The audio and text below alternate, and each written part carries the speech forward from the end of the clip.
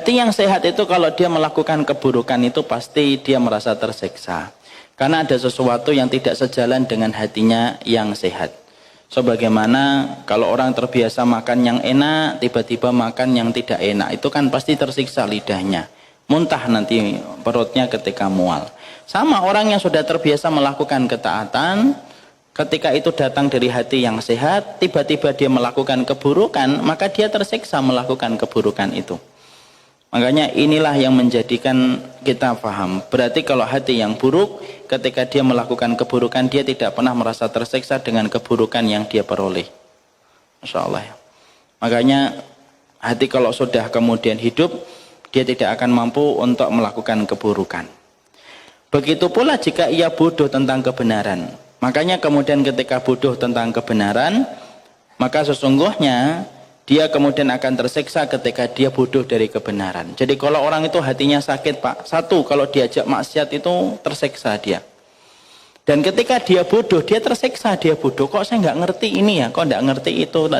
Dia merasa tidak nyaman, berada pada zona nyaman kebodohan dia. Dan akhirnya dia ingin keluar dari zona nyaman kebodohan dia untuk belajar, supaya dia paham petunjuk yang jelas yang ditetapkan oleh kitabullah dan sunnah. Tapi kalau orang hatinya sudah sakit, dia menikmati kebodohan. Makanya akhirnya apa? Yus terus melakukan aktivitasnya, terus tidak selesai-selesai. Bodoh terhadap syariat itu yang tidak peduli dia. Tidak ada yang merasakan dan menikmati kebodohan kecuali orang yang hatinya sakit. Akhirnya ngaji tidak pernah, buka tafsir tidak pernah, membuka hadis tidak pernah, tazkiyatun nufus juga tidak pernah dibahas. Karena dia menikmati kebodohan dia. Makanya paham ya apa yang disampaikan oleh ulama. Orang bodoh itu terbagi jadi 4. Orang itu dalam ilmu terbagi menjadi 4. Pertama, ada orang berilmu, tahu dirinya berilmu. Ada yang kedua, orang berilmu tidak sadar kalau dirinya berilmu. Ada yang ketiga, orang yang bodoh tetapi ngerti kalau dirinya bodoh, makanya mau belajar. Dengar dia, duduk dengar. Yang parah itu yang keempat. Orang yang bodoh tapi tidak sadar dirinya bodoh. Parahnya, merasa dirinya itu tahu. Makanya kalau debat, 3 jam diladeni sama dia. Susah Pak, ngalahkan orang bodoh itu lebih susah daripada ngalahkan orang pintar. Kenapa? Jalan mengambil kesimpulannya sudah berbeda-beda. Makanya sampai dikatakan kalau tidak salah Imam Syafi'i sampai berkata, aku debat sama 10 orang yang pintar itu lebih mudah bagiku daripada debat 1 orang tapi bodoh. Karena mesti tidak ketemu jalan berpikirnya. Makanya ada orang yang hatinya sakit, itu kemudian dia menikmati kebodohan itu. Tidak paham tentang agama, santai. Jadi maaf ya, kalau kita kembalikan kepada definisi ulama salafus salih, orang itu akan dikatakan bodoh selama dia tidak mengerti tentang urusan akhiratnya, walaupun dia pintar menyampaikan teori tentang duniawi. Karena itulah yang menjadi kesepakatan yang dikatakan oleh para ulama salaf. Tidak ada yang menikmati kebodohan kecuali adalah pemilik hati yang sakit. Hanya bodoh, tidak ngerti apa-apa, tidak paham. Dan itulah pemilik hati yang sakit. Makanya kalau kita mendapati hati yang sakit sebenarnya, hati yang sakit itu cara penanganan hati yang sakit itu sama dengan penanganan ketika jasad kita yang sakit. Sebenarnya kurang lebihnya sama. Kata Imam Ibnu Qayyim, kalau kita nanganin jasad yang sakit, maka setidaknya ada 3. Kalau kita nanganin hati yang sakit pun setidaknya penanganannya itu ada 3. Kalau kita jasad sakit Pak, apa yang dikatakan dokter? Pasti ada 3 tahapan. Dokter itu, kita datang ke dokter. Keluhannya apa Pak? Leher saya kenceng Pak, kepala saya pusing. Tidak banyak utang kan? Tidak Pak ya. Nah, sudah. Kalau begitu biasanya dokter itu ngomongnya apa? Istirahat. Istirahat. Pak saya ini workaholic loh. Istirahat Pak. Mau mati atau mau sembuh? Kalau mau sembuh istirahat dulu. Pasti suruh istirahat dulu. Ngambil cuti 2 hari 3 hari. Dokter kan gitu Pak, kalau mendapati kita sakit kan, kadang-kadang kita tidak sakit aja minta supaya dapat surat izin istirahat. Itu waktu dulu di SMA. Kenangan 20 tahun yang lalu. Maka kemudian jasad itu kalau sakit disuruh istirahat sama, Hati kalau sakit itu harus istirahat. Istirahatnya hati itu di mana? Istirahatnya hati itu kalau jasad yang sakit istirahatnya di tempat tidur, di tempat indah, di tempat pemandangan panorama yang bagus, kemudian mendengar gemericik air, insyaallah ya. Gemericik air itu ternyata menenteramkan hati, Pak. Makanya surga itu selalu ada kata-kata apa? Surga yang mengalir di bawahnya, air. Karena gemericik air itu membuat hati tenang. Makanya kalau kita kan sampai ada yang pergi ke puncak-puncak apa, air terjun itu karena gemericik air itu menenteramkan jiwa. Makanya surga itu selalu ada kata sungai mengalir di bawahnya. Maka kalau jasad kita sakit, maka jasad kita sakit itu pergi ke tempat itu istirahat, kemudian tidak melakukan aktivitas, itu istirahatnya jasad. Istirahatnya hati tidak, istirahatnya hati bukan tidur. Istirahatnya hati itu duduk di majelis ilmu, mendengarkan Quran, itu istirahatnya hati. Mendengarkan kajian, mendengarkan taklim, mendengarkan kemudian Al-Quran, mendengarkan dzikir, itu istirahatnya hati. Makanya orang kalau sudah duduk di majelis ilmu, mikir nggak dosa? Nggak ada, Pak. Ada nggak yang duduk di majelis ilmu lagi dengerin kajian tazkiyatun nufus, dia terfikir tentang syahwat? Nggak ada. Kalau ada ya kebangetan itu ya. Itu harus diruqyah. Maka nggak ada dia. Makanya kemudian orang ketika habis datang ke majelis ilmu, tentunya ada perubahan kan. Ada yang berubah 2 hari, ada yang berubah 3 hari, ada yang berubah 5 hari. Karena pada dasarnya memang ketika kita duduk di majelis ilmu, itu mengistirahatkan hati. Dan fungsinya ilmu untuk mengistirahatkan hati kita dari capeknya dia ketika mengamati urusan dunia. Karena hati itu nggak usah diperintah, itu sudah ngamatin dunia terus, Pak. Karena makanya Nabi sampai mengatakan hati itu kayak kemudian anyaman tikar dia. Jadi tidak usah kita suruh amatin dunia, dia sudah ngamatin dunia terus. Makanya ketika kemudian seseorang itu kemudian hatinya itu ngamatin dunia, capek dia, istirahatnya di mana? Ngaji, duduk di majelis taklim, di situ kita kemudian akan mengistirahatkan hati. Akhirnya kita paham, oh ini hak, ini salah, ini benar. Oh ya Allah, kehidupan saya gini-gini aja. Semuanya akan terlihat kapan? Ketika duduk di majelis ilmu. Sama kan istirahatnya jasad dengan istirahatnya hati. Sama-sama butuh istirahat. Sama-sama butuh istirahat. Makanya kualitas orang, Bapak lihat saja ini, nanti kalau mau banding-bandingkan, alumni yang jarang ke kajian sama alumni yang sering datang ke kajian itu pasti beda, Pak. Kalau alumni yang jarang ke kajian atau tidak pernah datang ke kajian, paling mentok kalau ngobrol, final Piala Dunia kemarin berapa-berapa. Mentok di situ, sudah bingung lagi kita nyari tema yang lain. Tapi kalau kemudian kita mungkin sama-sama datang ke kajian, mungkin kita nyampaikan materi ini, materi ini, menyambut. Dan omongannya pun kemudian berlanjut kepada hal yang baik. Makanya disitulah kita paham. Kalau hatimu sakit, hati saya sakit nih, hatimu sakit nih, sudah mulai merasa tidak ridho, sudah mulai tidak mulai sabar, sudah mulai kemudian marah-marah, sudah mulai kemudian akan ngambil-ngambil yang haram dan syubhat. Nah, istirahat dulu, istirahat dulu. Duduk di majelis ilmu, buka YouTube kajian, dengerin, baca. Itu istirahatnya hati. Yang kedua, apa yang ditangani oleh dokter ketika kemudian kita sakit? Dokter itu biasanya tahapan yang kedua kalau mendapati kita sakit, dokter itu ngomongnya apa? Tinggalkan pantangannya. Selalu kan gitu. Apa itu pantangannya, Pak? Ini karena lehernya sakit, Pak. Pantangannya jangan dilakukan ya, Pak. Pantangannya apa? Jangan makan jeruan. Santan-santan dikurangi lah, Pak. Bapak ini kan sudah 45. Alumni SMA 70 Bulungan sudah 30 tahun yang lalu. Jadi tahu umur lah, Pak. Gitu misal. Maka pasti akan meninggalkan pantangan. Maka kemudian, dok, saya nggak bisa ninggalkan jeruan, dok. Ya, Pak, ya nggak bisa. Ada orang yang kemudian dia istirahat 3 hari, kemudian datang lagi ke dokter, katanya, kok masih pusing, dok? Udah istirahat belum? Sudah. Jeruan ditinggalin? Ya, mana bisa. Jeruan sampai saya jus, dok. Misal. Misal. Maka kemudian dokternya ngomong, kapan kamu sembuh? Istirahat 30 hari, kalau kamu makan jeruan ya masih kenceng, Pak, lehernya, Pak.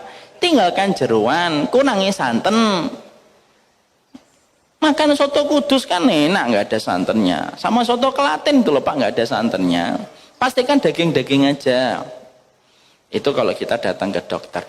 Maka kemudian sama, kata Imam Ibnu Qayyim sama. Kalau kemudian kita sedang mengobati, ninggalkan pantangannya. Lah pantangannya itu apa? Dosa, Pak. Pantangannya itu dosa.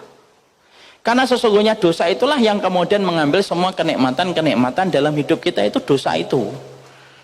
Ya, makanya kemudian meninggalkan dosa itu merupakan satu kesatuan yang tidak bisa dipisahkan. Itu kesatuan yang harus dilakukan dalam hidup.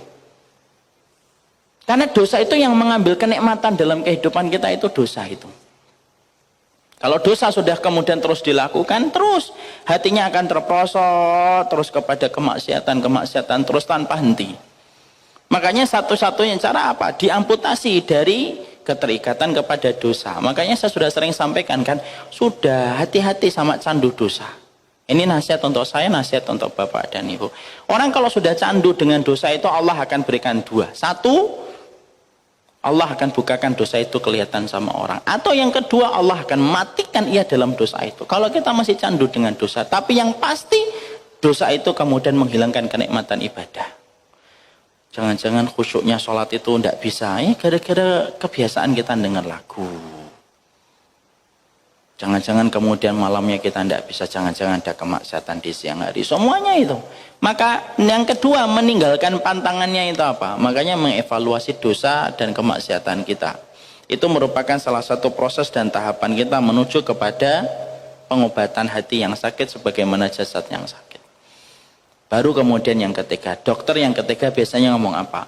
Setelah ngomong ninggalkan pantangan, dokter itu akan berkata, yang ketiga, dokter kemudian akan ngasih obat dan disuntik. Nah, itu dibom penyakitnya dalam tanda kutip.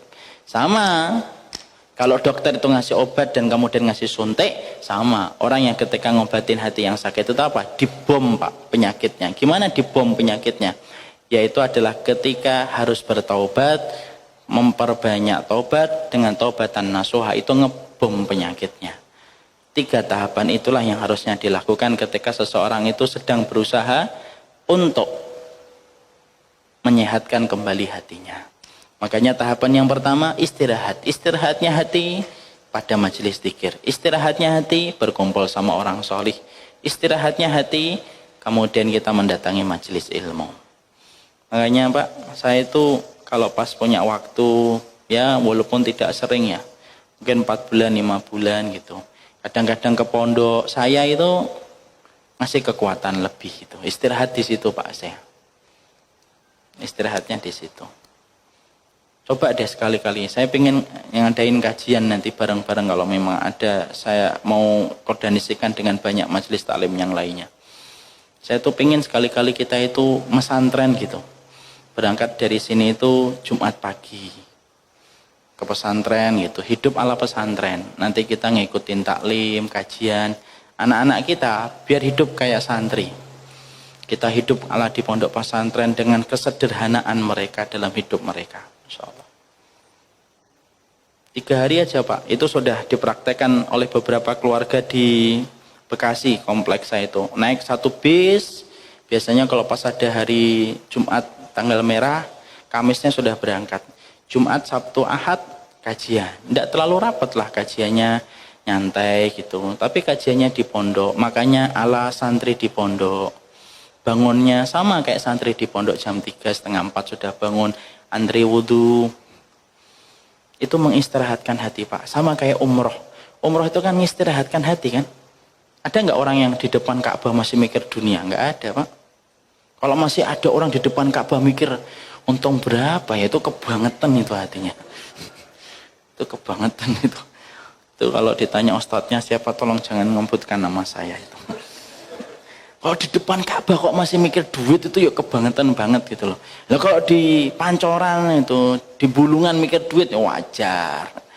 Walaupun itu kan bagian dari fitrah kehidupan, tapi di depan Ka'bah, makanya depan Ka'bah itu mengistirahatkan hati.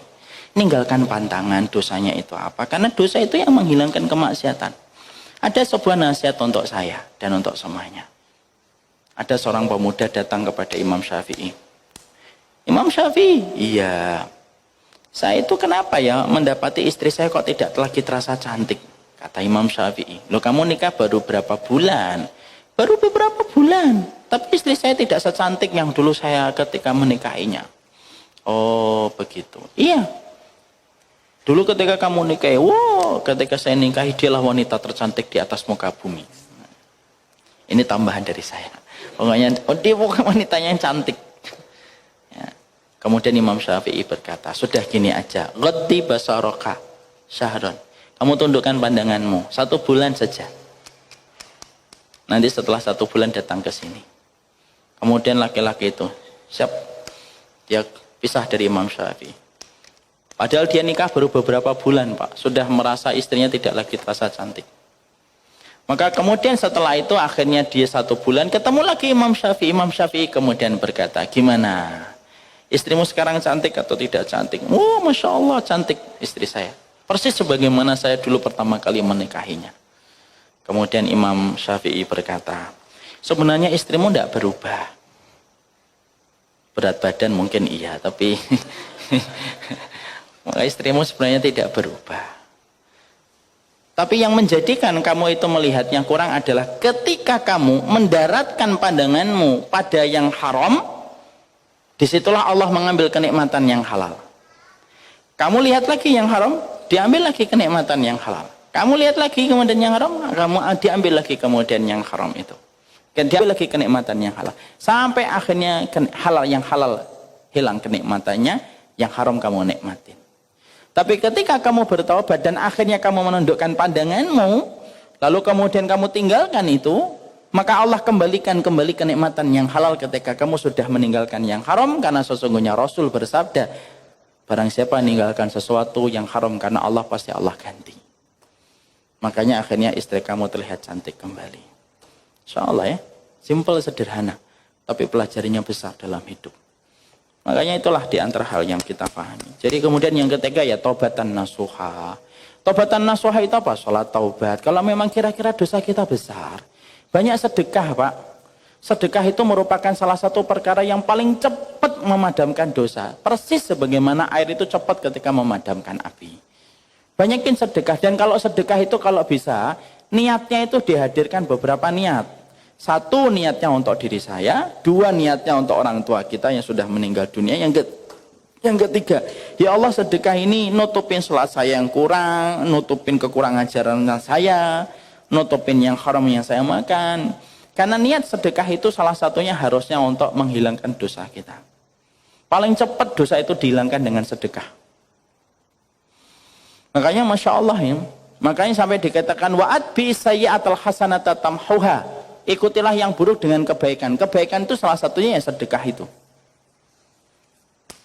Selain kita sholat taubat 2 rakaat, pastikan kita banyak bersedekah. Pastikan banyak bersedekah. Karena apa? Semakin banyak sedekah, semakin banyak karat dan noktah di dalam hati kita yang dibersihkan oleh Allah itu. Makanya kalau sudah berdosa, bakhil, susah itu. Dosanya sudah banyak. Pelit lagi, ya itu lagi-lagi. Masya Allah. Makanya berlindung diri dari penyakit